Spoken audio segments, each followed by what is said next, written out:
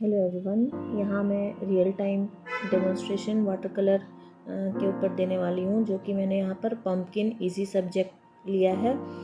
क्योंकि शुरू में हमें जब भी हम बिगिनर होते हैं तो हम पोर्ट्रेट वगैरह या फिर बहुत जहाँ पर वैल्यूज़ बहुत ज़्यादा होती हैं उस टाइप के सब्जेक्ट लेते हैं, तो हमारे लिए आसान नहीं होता उतना। तो यहाँ पर हम सिंपल शेप्स की मदद से पम्पकिन बना रहे हैं। तो मैंने एक सिंपल ओवल क्रिएट किया है। चीज़ों को हम जितना सिंपल वे में बनाएंगे हमें मज़ा भी उतना आएगा और हमारी ड्राइंग भी उतनी इजीली बहुत जल्दी बनेगी।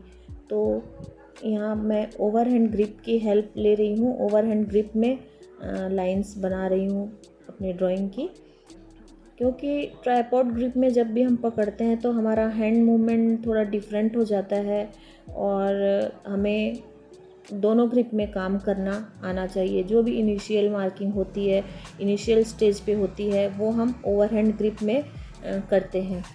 और ट्राइपॉड ग्रिप में हम जो डिटेल्ड वर्क होते हैं उनको शेडिंग वगैरह हम ट्राइपॉड में करते हैं। तो यहाँ यूट्यूब में मेरे ट्राइपॉड और ओवरहैंड ग्रिप के बारे में भी मैंने वीडियो डाला हुआ है, तो आप उसे देख सकते हैं कि क्या होता है ट्राइपॉड और ओवरहैंड ग्रिप। तो यहाँ पर मैंने शेप्स की हेल्प से यहाँ ड्रॉ कर लिया है पम्पकिन को। तो यहाँ पर हम सबसे पहले हमें ड्राइंग के सारे एलिमेंट्स जानने की ज़रूरत है। अगर हम बेसिक फंडामेंटल्स अगर हमारा क्लियर नहीं है तो हमारी ड्राइंग कभी भी अच्छी नहीं बनेगी। हम ऊपर ऊपर से देखते हैं और बनाने की कोशिश करते हैं, लेकिन यहाँ पर जब तक हम ड्राइंग के सारे एलिमेंट्स को अच्छे से सीखेंगे नहीं, बेसिक को नहीं सीखेंगे, हमारी ड्राइंग उतनी अच्छी नहीं बनती है। तो ड्राइंग के एलिमेंट्स में सबसे पहले होता है लाइंस। हमें अपनी लाइंस की क्वालिटी पे बहुत काम करना पड़ता है। हम जितनी लाइंस एक्सरसाइज करेंगे, मैंने पहले वीडियोस भी डाले हुए लाइंस एक्सरसाइज पे, आप उसे देख के लाइंस प्रैक्टिस कर सकते हैं। और लाइंस की जितनी भी हम प्रैक्टिस करेंगे, सारे ज्योमेट्रिकल शेप्स को डेली बेसिस पे बनाएंगे और लाइंस की प्रैक्टिस करेंगे तो हमारी लाइंस उतनी फाइन होती है। तो ड्राइंग के एलिमेंट्स में लाइन सबसे मोस्ट इम्पॉर्टेंट है। जहाँ हम हमारी लाइन क्वालिटी अगर अच्छी होती है तो हमारा आर्ट वर्क भी उतना ही अट्रैक्टिव, उतना सुंदर, उतना 3 डायमेंशनल हर चीज़ को हम अचीव कर पाते हैं। तो लाइन का दूसरा एलिमेंट होता है शेप्स। तो ज्योमेट्रिकल शेप्स के अगर हम रेगुलर बेसिस पे प्रैक्टिस करते हैं तो हर ड्राइंग में कोई ना कोई ज्योमेट्रिकल शेप्स छुपा हुआ होता है। तो हमारी अगर प्रैक्टिस होती है तो हम उसको इजीली बना पाते हैं। थर्ड एलिमेंट है फॉर्म, जिससे हम किसी भी ऑब्जेक्ट की राउंडनेस को, उसके डायमेंशनल को क्रिएट करते हैं। किसी भी चीज़ का फॉर्म में एक प्रकार का वॉल्यूम होता है, डेप्थ होती है, जो हम किसी भी चीज़ की डेप्थ को क्रिएट करने के लिए यूज़ करते हैं। तो शेडिंग टेक्निक जितनी भी होती है सब में फॉर्म का यूज़ होता है। कॉन्टोर लाइंस की हेल्प से हम, जैसे यहाँ पर पम्पकिन में जो गोलाई बना रहे हैं लाइंस में, तो वो कॉन्टोर लाइंस है जो कि फॉर्म डिसाइड कर रही है कि पम्पकिन कितना उभरा हुआ है, उसके राउंडनेस को शो कर रही हैं। तो ये भी एक ड्राइंग का एलिमेंट है। इसको भी हम रेगुलर प्रैक्टिस कर सकते हैं ऑब्जेक्ट्स में। अलग अलग तरह की कॉन्टोर लाइंस को बना बना के उसको हम डेली बेसिस पे प्रैक्टिस कर सकते हैं। तो हमें आदत बन जाती है कि चीज़ों को उस वे में देखने की। तो शुरू का जो आउटलाइन वाला पार्ट होता है उसमें हमें बहुत ध्यान देने की ज़रूरत होती है। सारे ड्राइंग के एलिमेंट्स हम वहाँ पर अप्लाई करते हैं। फिर जब हम ड्राइंग के सारे एलिमेंट्स के अकॉर्डिंग काम करते हैं तो हमारा आर्ट वर्क ऑब्वियसली अच्छा ही बनता है। तो आउटलाइन में सिर्फ हम इतने ही एलिमेंट्स अभी यूज़ करते हैं। उसके बाद जो आते हैं वो वैल्यूज़ होते हैं कि लाइटनेस, डार्कनेस हम उसकी अचीव करते हैं, टेक्सचर, स्पेस, और लास्ट में आती है कलर की बारी। लेकिन हम यहाँ पर क्या करते हैं, हम सबसे शुरू में हम कलरिंग ही करते हैं। छोटे बच्चों की बात अलग होती है क्योंकि वो विजुअली उन्हें मज़ा आता है कलर करने में, तो उनको हम समझा भी नहीं सकते। उनको इस तरह की टेक्निकल नॉलेज हम देने बैठे तो वो तो बोर हो जाएंगे और कभी ड्राइंग ही नहीं करेंगे। लेकिन हमें सबसे ज़्यादा जो काम करना होता है वो होता है किसी भी ड्राइंग की आउटलाइन को क्रिएट करना। आउटलाइन को हम मिटा के जितने बार भी मिटा सकते हैं। बहुत लोग ऐसे बोलते हैं कि आर्टिस्ट होते हैं तो वो इरेज़र का यूज़ नहीं करते। वो कहाँ नहीं करते, जहाँ पर वो स्केचिंग कर रहे होते हैं। तो स्केचिंग में हमारी गलतियाँ चलती हैं, क्योंकि हम नेक्स्ट स्केच में उसकी गलतियों को सुधार सकते हैं। लेकिन जब भी हम किसी चीज़ को एक्यूरेटली ड्रॉ करते हैं तो उसको बार बार इरेज़र की हेल्प से उसकी जो डार्कनेस या फिर जो मेसी लाइंस होती है उनको क्लियर करते हुए जाते हैं, ताकि हम कंफ्यूज ना हो अपनी लाइंस को लेके। उसमें एक क्लियर और बहुत स्मूथ लाइन क्रिएट करना बहुत ज़्यादा ज़रूरी है। जितनी हमारे बेसिक अच्छा बनेगा उतना फिर कलरिंग भी हमारी अच्छी होगी, क्योंकि वाटर कलर में स्केचिंग का बहुत क्लियर होना बहुत ज़्यादा ज़रूरी है और लाइट होना ज़रूरी है। क्योंकि अगर डार्कनेस रहेगी तो हम जो ट्रांसपेरेंसी रहती है वाटर कलर की वो अचीव नहीं कर पाते हैं। जो फ्लो मूवमेंट रहता है, ट्रांसपेरेंसी रहती है, उसको हम डार्क लाइंस के साथ में कभी भी क्रिएट नहीं कर सकते हैं। क्योंकि हमारी स्केचिंग जो होती है वो हमारे वाटर कलर में झलकती है। हम जिस तरह की स्केचिंग करेंगे वो वाटर कलर में भी हमारे दिखाई देगी। जो फाइनल पेंटिंग हमारी बनेगी उसमें भी दिखाई देती है। तो अभी आप ऑब्ज़र्व कर रहे होंगे कि मैं बार बार उसकी राउंडनेस को सही करने की कोशिश कर रही हूँ। तो इसी लेवल का हमको आउटलाइन क्रिएट करना है कि जब तक हम कंफर्म ना हो जाएं कि हमारी ड्राइंग बिल्कुल सही लग रही है, तो तब तक हमें उसको सही करते रहना है। तो यहाँ पे मैंने ओवरलैपिंग की है ताकि इसमें 3 डायमेंशनल लुक आ सके, जो कि डंडी के ऊपर जो पंपकिन वाला हिस्सा है। तो अभी हम यहाँ पर कलर ऐड करेंगे। तो वाटर कलर जैसे कि एक ट्रांसपेरेंट मीडियम है, तो उसकी ट्रांसपेरेंसी को बरकरार रखते हुए सबसे पहली लेयर बहुत पतली हमें करनी होती है, जिसमें पानी की मात्रा ज़्यादा और कलर की मात्रा कम होती है। तो हमें जो भी स्केचिंग हमने की है, जो भी ऑब्जेक्ट हम बना रहे हैं, उसको हमें लाइट करना बहुत ज़्यादा ज़रूरी है। क्योंकि शुरू से हमें लाइट ड्रॉ करना है। अगर हम उसी के ऊपर अगर वर्क बनाते हैं तो उसकी जो आउटलाइन है वो ऊपर उभक के दिखती है। जब वो उभकती है तो फिर हमारा उतना रियलिस्टिक वर्क नहीं दिखाई देता है। तो यहाँ पर हमें लेयर वाइज काम करना है। एज़ यू नो कि किसी भी वाटर कलर हो या एक्रिलिक कलर हो या ऑयल कलर हो, हमें हमारे ब्रश में हाथों में कंट्रोल होना बहुत ज़्यादा ज़रूरी है। जैसे कि हम पेंसिल शेडिंग करते हैं तो भी हमें एक अलग तरह का कंट्रोल चाहिए। वैसे ही वाटर कलर करते वक्त हमें कंट्रोल की ज़रूरत होती है।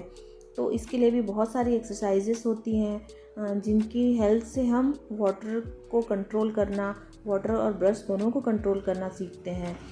तो इस तरह की एक्सरसाइज को हम डेली बेसिस पे करते हैं तो हमारा वाटर कलर बहुत अच्छा हो जाता है और हम इजीली कर पाते हैं। तो यहाँ पर मैं ब्रश की हेल्प से सिर्फ जितना हमारा एरिया है उसमें फ्लैट एक वैल्यू करने की कोशिश कर रही हूँ, जहाँ पर मैंने वाटर ज़्यादा लिया है और कलर बहुत कम लिया हुआ है। तो यहाँ पर हम कलर करते करते ब्रश के बारे में भी कुछ जानते हैं कि हमें किस तरह के ब्रश यूज़ करने चाहिए।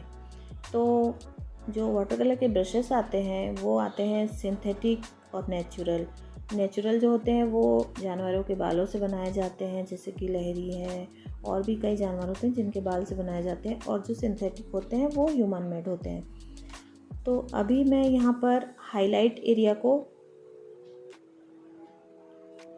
हटाने की कोशिश कर रही हूँ, वहाँ जहाँ मैंने ब्रश को गीला करके और वहाँ पर अप्लाई किया और उसे टिश्यू पेपर से पोंछ दिया, तो वहाँ हाईलाइट एरिया अपने आप निकल आता है। तो जब तक हम हाईलाइट वाले एरिया पे ध्यान नहीं देते हैं तो वो डेप्थ क्रिएट नहीं कर सकते हैं अपने आर्ट वर्क में। इसीलिए शुरू में हाईलाइट एरिया को छोड़ना बहुत ज़्यादा ज़रूरी रहता है। तो हम यहाँ पर बात कर रहे थे ब्रश की। मेरा ब्रश है ब्रू स्ट्रोक का ब्रश यूज़ कर रही हूँ मैं यहाँ पर, जो कि मुझे 1000 रुपीज़ का पड़ा था। 4 ब्रश हैं इसमें और जो सबसे छोटा साइज़ का ब्रश है ये। तो इसको हम पानी में डीप करके इसको थोड़ा झटकते हैं, तब अगर इसकी नोक सही बन रही है तो इस तरह से हम ब्रश को चेक भी कर सकते हैं कि हमारा ब्रश सही है या नहीं है। अभी मैं नीचे के शेडो वाले पार्ट पे काम कर रही हूँ, जहाँ पर मैंने ब्लू कलर और रेड कलर के मिक्स से लाइट पर्पल कलर बनाया है, जो कि मैं इसके शेडो वाले पार्ट पे अभी यूज़ कर रही हूँ। वाटर कलर में मेन चीज़ ये है कि हमारे हाथों में कंट्रोल होना चाहिए और हमें वाटर को कंट्रोल करना आना चाहिए।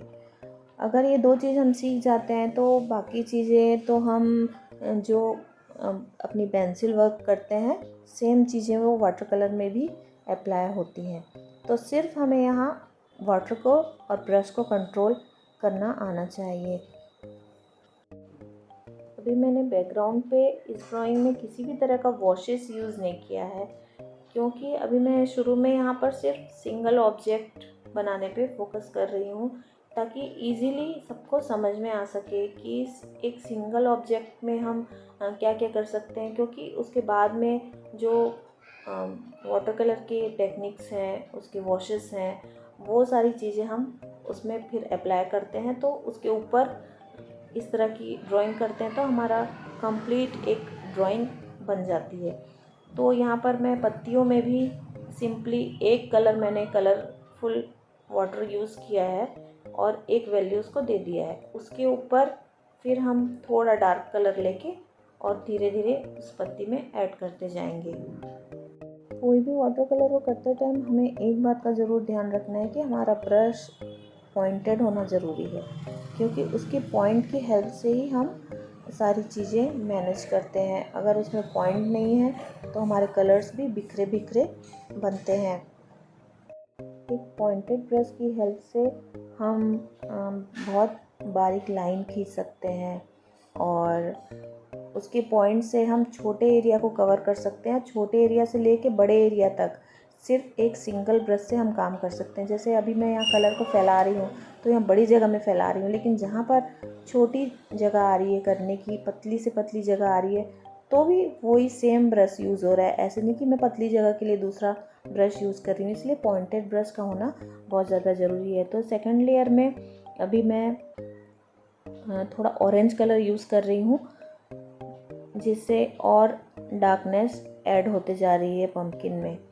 तो इसी तरह धीरे धीरे लेयर वाइज हम काम करते हैं और उसके हाईलाइट वाले पार्ट को छोड़ते हुए हम चलेंगे, क्योंकि हाईलाइट वाले एरिया से ही लाइट और डार्क का जब कॉम्बिनेशन होता है तो ही चीज़ों में वॉल्यूम आता है, उसके वैल्यूज़ क्लियर दिखाई देते हैं। तो उसी से ही हमारी ड्राइंग का 3D लुक आता है कि वो एक रियलिस्टिक वर्क की तरह दिखाई देता है। अदरवाइज़ वो एक फ्लैट 2D वैल्यू की एक सपाट जो सरफेस होता है उस तरह का दिखाई देता है। तो जब भी हमें 3 डायमेंशनल क्रिएट करना होगा तो उसके वैल्यूज़ पे बहुत ध्यान देना होगा, उसके हाईलाइटेड पार्ट पे ध्यान देना होगा, तो हमें कहाँ डार्कनेस ऐड करनी है उस पर ध्यान देना होगा। तो सेम ब्रश की हेल्प से हम ब्रश स्केचिंग भी करते हैं। जैसे कि हम शुरू में पेंसिल से स्केच करते हैं, फिर धीरे धीरे पेन से करते हैं, या फिर पेन और कलर पेंसिल से। बहुत वेरिएशंस होते हैं स्केचेस के। इसी तरह एक ब्रश स्केचिंग भी होती है। तो जैसे जैसे हमारी ब्रश स्केचिंग अच्छी होती जाती है, हमारा वाटर कलर भी ऑटोमेटिक अच्छा होता जाता है, क्योंकि हमें कभी भी कोई भी चीज़ को ऐड करना होता है वाटर कलर में। जैसे अभी ये सिंपल एक ऑब्जेक्ट बन रहा है, पंपकिन एक फ्रूट वेजिटेबल है। तो अगर हम कोई लैंडस्केप बना रहे हैं तो वहाँ हमें क्विकली कोई पेड़ ऐड करना है या कोई पत्थर ऐड करना है, तो वहाँ पर हमारी ब्रश स्केचिंग का होना बहुत अच्छा ज़रूरी होता है। क्योंकि अगर हमारी ब्रश स्केचिंग अच्छी नहीं होगी तो हमें फिर से उसमें पेंसिल से स्केच बनाना होगा, फिर उसमें ऐड करना होगा। तो वाटर कलर एक ऐसा मीडियम है जहाँ हमें बहुत कम पेंसिल्स का यूज़ करना है, ज़्यादातर हमें ब्रश से ही काम करना है। तो इसीलिए ब्रश में कंट्रोल पाना, ब्रश और वाटर पे कंट्रोल पाना यहाँ पर बहुत ज़्यादा ज़रूरी है, जिसके लिए बहुत सारी एक्सरसाइज भी होती हैं और उन्हें भी हम कंसिस्टेंसी के साथ अगर डेली बेसिस पे करते हैं तो हमारा वाटर कलर बहुत अच्छा हो जाता है। आई होप आप सब बोर नहीं हो रहे होगे। इतने लंबे लेसन देखने की किसी को आदत नहीं होती, क्योंकि हमें अब रील स्क्रॉल करने की आदत पड़ गई है। 30 सेकंड के, 60 सेकंड के, छोटे छोटे 1-1 मिनट के हम वीडियोस उसको भी कम्प्लीटली नहीं देख पाते हैं। उसको हम देखते देखते ही हमारा माइंड चेंज हो जाता है, हम उसको स्क्रॉल कर देते हैं। बहुत ही कोई अच्छी चीज़ हो गई तो हम उसको कंप्लीट देखते हैं, वरना नहीं देखते हैं।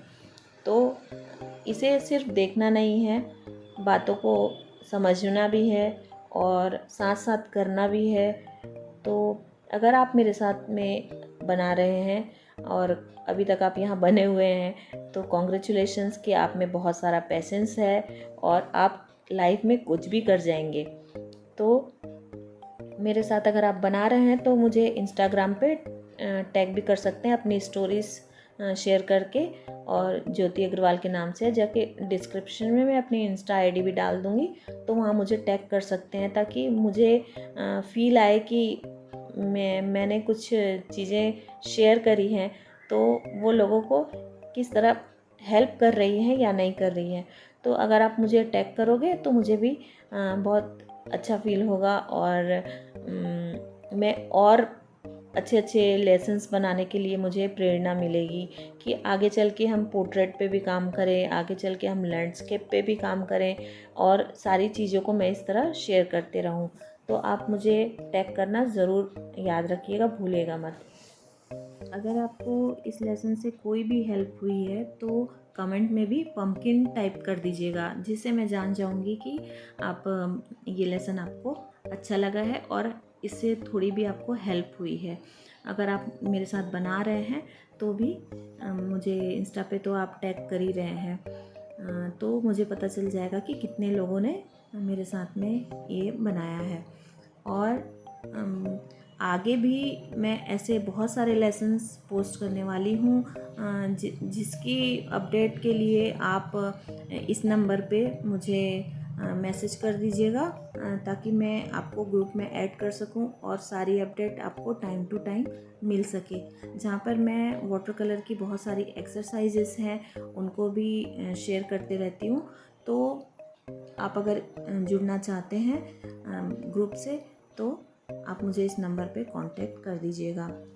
तो यहाँ पर हम अभी 3rd लेयर यूज़ कर रहे हैं, जहाँ पर मैं रेड कलर का यूज़ कर रही हूँ, क्योंकि अब हमें थोड़ी डार्कनेस चाहिए। तो जैसे जैसे हमारी लेयरिंग बढ़ते जाती है, लास्ट लेयर में कलर की थिकनेस भी बढ़ते जाती है। शुरू में जैसे हम बहुत पतला कलर्ड पानी से ही स्टार्ट करते हैं, तो लास्ट लेयर में हमें कलर ज़्यादा लेंगे। यहाँ पर हम ज़्यादा कलर का यूज़ इसलिए करते हैं ताकि वो शार्पनेस दिखाई दे लास्ट वाली लेयर में। तो यहाँ पर हम रेड कलर का यूज़ कर रहे हैं, लेकिन कलर पैलेट पे जो वो मैला सा, धुंधला सा ब्लू कलर और ग्रे कलर सब जो बन जाते हैं वो बहुत यूज़ आते हैं। शायद आप लोगों में ने भी कभी बनाया होगा तो मार्क किया होगा कि उस तरह के कलर हम अगर बनाने की कोशिश करें तो बनते नहीं हैं, लेकिन हमारे मैले से कलर पैलेट पे उस तरह के कलर जो होते हैं वो हमारे बहुत हेल्प होती है उनसे। तो चीज़ों को डल करने के लिए हम उसे भी यूज़ करते हैं। तो इसकी एजेस को, जितने भी पंपकिन के बीच में लाइन है उसकी एजेस को हम थोड़ा थोड़ा डार्क करते हुए यहाँ पर चलेंगे और लास्ट लेयर को बनाएंगे, और बीच बीच की जो लाइट हाईलाइट है वो पार्ट को हम छोड़ते जाएंगे।